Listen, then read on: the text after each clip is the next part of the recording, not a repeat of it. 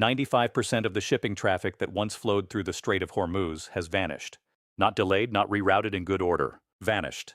In the span of just 48 hours, one of the most critical maritime choke points on the planet was transformed from a bustling global artery into a desolate, contested zone, and Iran's supposed blockade has been shattered in a way that Tehran never saw coming. This was not a minor tactical skirmish, and this was not the conventional proxy warfare we have grown accustomed to watching from afar. This was a calculated, precise, and devastating application of force that fundamentally rewrote the rules of the Middle Eastern theater. Welcome to States News. If this is your first time joining us, I encourage you to subscribe and turn on notifications because the analysis we provide here is designed to cut through the noise of mainstream headlines and offer the kind of deep, strategic insight you will not find anywhere else. We don't just report on the events, we break down the underlying mechanics, the technical specifications, and the long-term geopolitical consequences of the decisions shaping our world today. By the time we are done, you will understand exactly how the United States just executed a massive multi-domain operation to reopen the Strait of Hormuz, and why this specific action represents the most significant shift in Persian Gulf power dynamics since the turn of the century. We are going to cover the precise technical capabilities of the weapon systems involved, the strategic background that made this operation necessary, and the second-order economic effects that will ripple through global markets for years to come. You will walk away with a clear picture of why Iran's grip on this vital waterway has been effectively neutralized, and what that means for the future of maritime security. To understand why the Strait of Hormuz matters, you must first recognize its role as the global jugular vein for energy markets. This narrow passage separating Oman and Iran serves as the only sea passage from the Persian Gulf to the open ocean. Historically, its strategic importance cannot be overstated. Roughly one-fifth of the world's total oil consumption passes through these waters daily. For decades, Iran has leveraged its geographic proximity to this choke point as a primary instrument of coercion. By threatening to close the strait, Tehran has successfully held the global economy hostage, using the mere possibility of disruption to project power far beyond its actual conventional military capacity. The actors in this drama are operating under long-standing yet vastly different strategic imperatives. On one side, Iran's Islamic Revolutionary Guard Corps Navy, or IRGCN, relies on a strategy of asymmetric warfare. They don't aim to defeat a blue-water navy in a symmetric fleet engagement.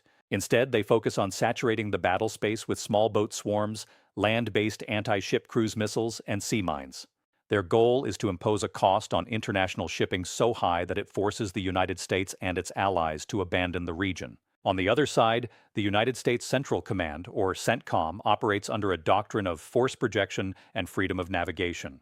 They possess the capability to maintain open trade routes, but they have historically been constrained by the desire to avoid direct escalation. That calculus, however, has fundamentally changed. Following a series of provocations that threatened the core interests of both the United States and its regional partners, the decision was made to shift from a posture of deterrence to one of active neutralization. The baseline facts are essential to grasp before we move into the analysis of the recent operation. The strait is narrow, at its tightest point being only 21 miles wide, with shipping lanes just 2 miles wide in either direction. This geography creates an environment where a small number of assets can, in theory, create massive disruption. For years, Iran has deployed coastal defense cruise missiles, specifically the Noor and Ghadir variants, which have ranges extending well into the Gulf. They have built an extensive network of hardened bunkers and mobile launchers hidden along the coastline.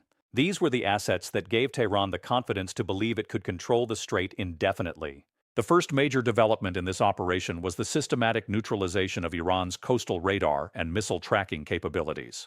According to reports from regional defense analysts, the U.S. began the operation not with a carrier strike, but with a series of coordinated strikes on critical command and control nodes. Utilizing the GBU-72 Advanced 5K penetrator, dropped from F-15E Strike Eagles, the U.S. successfully targeted the hardened bunkers housing the IRGCN's fire control systems. These bombs, weighing exactly 5,000 pounds, are designed specifically to destroy deeply buried targets, and their use sent a clear message. Iran's fortified coastal defense network was no longer a sanctuary. Tactically, this was a masterful display of air-to-ground precision. The F-15E, an aircraft capable of Mach 2.5, provided the speed and payload capacity required to strike multiple targets in rapid succession.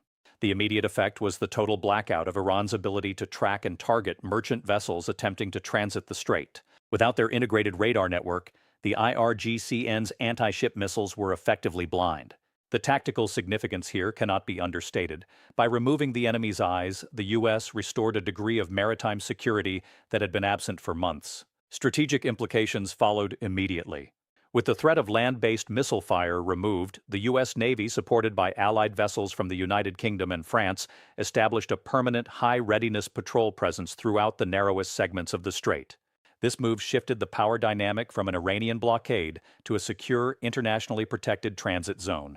The secondary effect was the immediate stabilization of global energy prices, which had been spiking due to the uncertainty caused by Iran's threats. Global shipping insurance premiums, which had surged to record highs, began to normalize within hours of the U.S. announcement that the route was secure.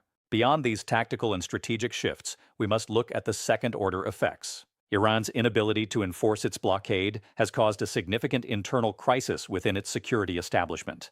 The IRGCN had staked its prestige on the claim that it could close the strait at will, and the failure to do so while simultaneously losing key infrastructure has created a visible vulnerability. This humiliation is not just domestic, it is signaling to regional actors, nations that have been cautious about aligning with the U.S., that the balance of power has shifted. The deterrent effect of the U.S. action is now being calculated in capitals across the Gulf. Furthermore, this operation forces a rethinking of future military planning regarding asymmetric threats. The ease with which the U.S. neutralized a long-standing threat suggests that the era of successfully using small boat and coastal missile swarms to hold major powers hostage may be coming to a close. As we look to the long term, this could lead to a massive reorganization of Iranian military spending as they struggle to find new ways to compensate for their lost technological and strategic advantage. The geopolitical consequence is a more assertive and confident Western security presence in the region, one that is no longer willing to tolerate the constant threat of maritime interference. However, we must acknowledge the limitations of this action. While the immediate threat of a blockade has been neutralized, this does not mean the region is now peaceful. Iran retains significant unconventional capabilities, including deep-water mine-laying and cyber warfare tools that have yet to be fully deployed. There is a persistent risk of retaliation not necessarily at the Strait of Hormuz, but through proxy forces elsewhere in the region. Furthermore, the long-term success of this intervention depends on sustained political will. History is littered with tactical successes that were ultimately undone by a lack of long-term strategic commitment. We must also consider the perspective from Tehran. While they have suffered a significant setback, their leadership remains deeply entrenched in a revolutionary ideology that prioritizes confrontation. There is a real unresolved question as to how they will adapt. Will they pivot toward deeper, more sophisticated cyber attacks, or will they seek to escalate through other regional partners? There are no simple answers here, and anyone who tells you that this conflict is finished is missing the broader, more complex picture of how these actors operate. In conclusion, the reopening of the Strait of Hormuz is not merely a military success. It is a profound demonstration of the current capabilities and strategic resolve of the United States.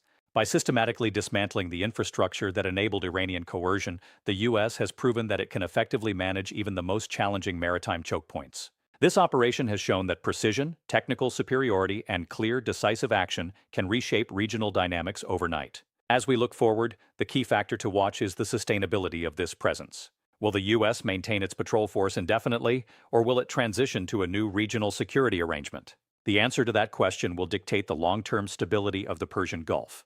Iran is undoubtedly reassessing its own strategy, and we should expect to see new, perhaps more covert, attempts to project power in the coming months.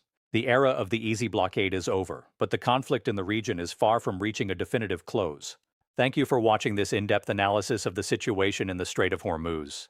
We will continue to track these developments as they unfold, focusing on the technical and strategic nuances that define the evolving geopolitical landscape. If you found this analysis helpful, please share it with others who value depth and precision over surface-level reporting. And don't forget to subscribe for our next update, where we will dive into the future of maritime security in an increasingly contested world. The situation remains fluid, but one thing is clear: the rules of the game have fundamentally changed.